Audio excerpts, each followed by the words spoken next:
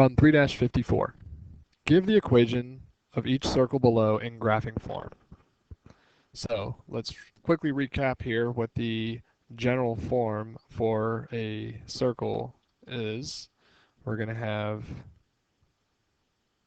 the quantity of x minus h squared plus the quantity of y minus k squared equals our radius squared.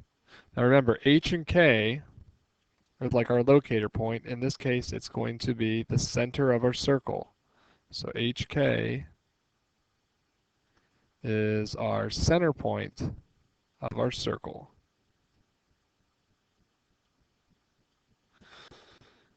So the first one here, a circle with center 0, 0, which means that our h would be 0, our k would be 0, and a radius of 6. Well, when we take it and we plug it in here, we're going to end up with x minus 0 squared plus y minus 0 squared. It's going to equal 6 squared. And let's just go ahead and simplify that. X minus 0 is always just going to be x. So we're going to end up with x squared plus y minus 0 squared would be just y squared. And 6 squared is going to be 36. Now part B says a circle with center 2, -3 and radius 6. So we take that and we put it into our formula here. We're going to have x minus 2 squared. Remember, this is x minus h. Our h in this case is 2. Plus, we're going to say y minus our k. Our k here is -3. So it's like y minus -3 squared is going to equal 6 squared. Okay, so let's just simplify that down. In this case, the x minus 2 is fine. So we've got x minus 2 quantity squared plus y minus -3. Well, let's take that. Let's make it less confusing looking by just changing it to y plus 3 squared. And that should equal 36. So our radius, remember, is the square root of this term here. So the square root of 36 is 6. And our center point is hk, so 2. And then we'd have to have a -3 here in order for this to turn into plus. Now the last part of this one is saying a circle with the equation x squared plus y squared plus, minus 8x plus 10y plus 5 equals 0. So we may have to alter this one a little bit here and use the method of completing the square in order to get our circle in the form we want. So let's go ahead and copy down the equation. We have x squared plus y squared minus 8x plus 10y plus 5 equals 0.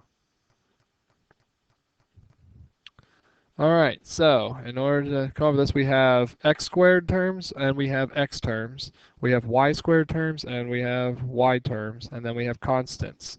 So I'm going to go ahead and rewrite this with all of my x terms together, my y terms together, and I'm going to go ahead and just subtract my constants and put them on the other side of my equation.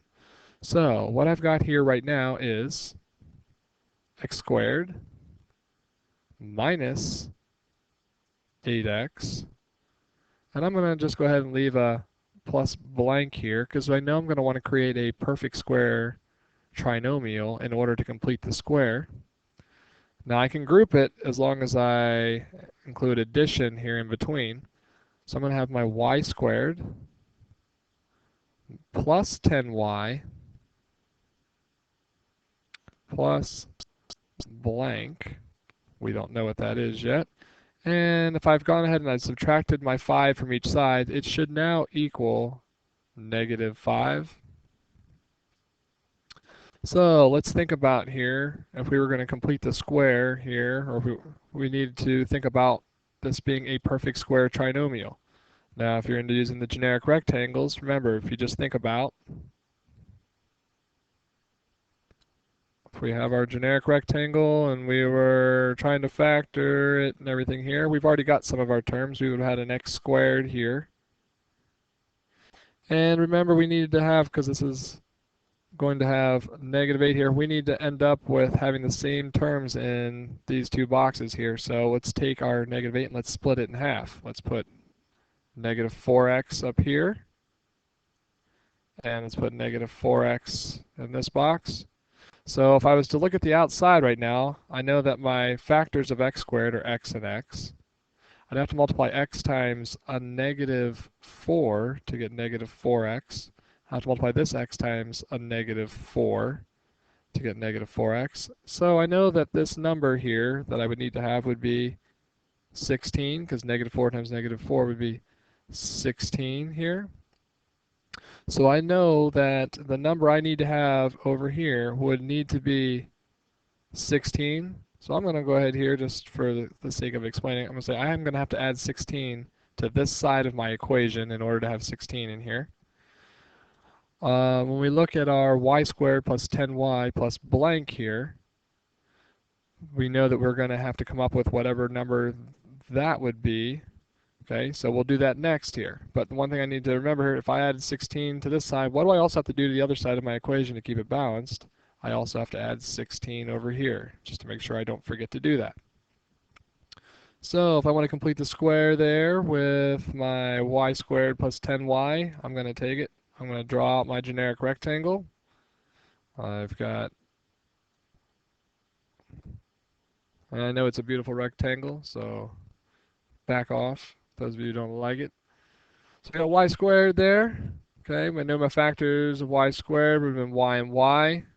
I know that if I'm going to have my 10 y's in here, I need to split them. So I'm going to have to put a 5y up here and a 5y down here. So my factors of y squared, I just said, were y's. Y times what is 5y? Well, that'd be 5. Y times what would be 5y? That's another 5. And we should always end up with the same terms out here.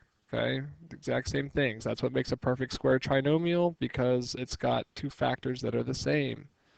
And then 5 times 5 is going to give us 25. So I know right now that I'm going to need to add 25 over here in order to make that a perfect square trinomial. And I'm going to also have to add 25 to this side of my equation to keep it balanced.